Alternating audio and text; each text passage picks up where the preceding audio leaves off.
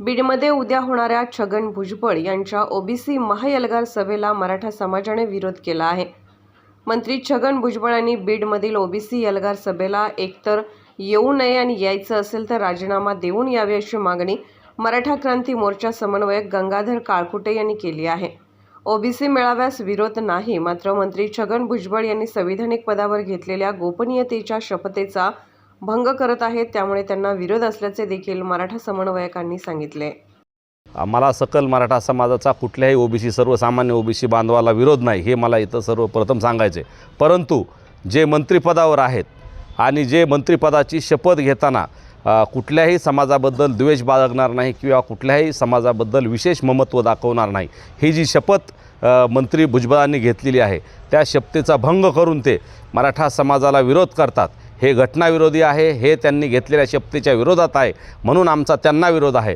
आणि त्यांनी जर या सभेला यायचं असेल, या मेळाव्याला यायचं असेल तर त्यांनी त्यांचा राजीनामा दिला पाहिजे आणि मग या सभेला आलं पाहिजे, त्यावेळेस आमचा त्यांना विरोध नसणार आहे। परंतु ते सरकारी लवाजम्यासह येणार, आमच्या टॅक्समधल्या पैशावरूनच उधळपट्टी करणार आणि मराठा समाजाला आरक्षणाला विरोध करणार, ओबीसीतूनही विरोध करणार आणि ओबीसीच्या बाहेर जे ESBC आणि SCBC आरक्षण दिलं होतं त्यातूनही ते विरोध करणार। त्यांनी 50% वरच्या आरक्षणाला सुद्धा विरोध करणाऱ्या वकिलांचा जाहीर सत्कार तिथं बारामतीच्या जवळ असलेल्या इंदापूर या सभेत केलेला आहे। म्हणजे दाखवायचे दात वेगळे आणि खायचे दात वेगळे आहेत।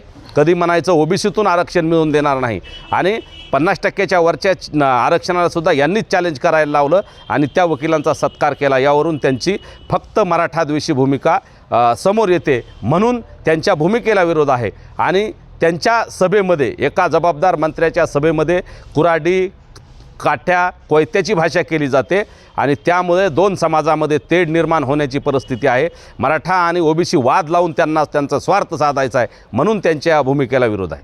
नेमकं काय करणार तू त्याच्या सभेच्या अनुषंगाने? आम्ही लोकशाही पद्धतीनं त्यांचा निषेध करणार आहोत आणि त्यांनी मंत्री एकतर त्यांनी येऊच नये आणि जर त्यांना यायचं असेल तर प्रशासनाला, राज्य शासनाला माझी विनंती, ही सभाच रद्द करावी। कारण जर एक जबाबदार मंत्री असं वर्तन करत असेल, एका विशिष्ट समाजाबद्दल, एका मोठ्या समाजाबद्दल द्वेष पसरत असेल तर हे राज्यघटनेला धरून नाही, म्हणून ही सभा रद्द करावी एकतर, किंवा भुजबळांनी त्या सभेला येताना राजीनामा देऊन यावा। नसता आम्ही लोकशाही मार्गानं त्यांना विरोध करू। तसेच महात्मा गांधीजींच्या किंवा छत्रपती शिवाजी महाराजांच्या पुतळ्याजवळ आम्ही अन्नत्याग किंवा निषेध आंदोलन आम्ही तिथं करू।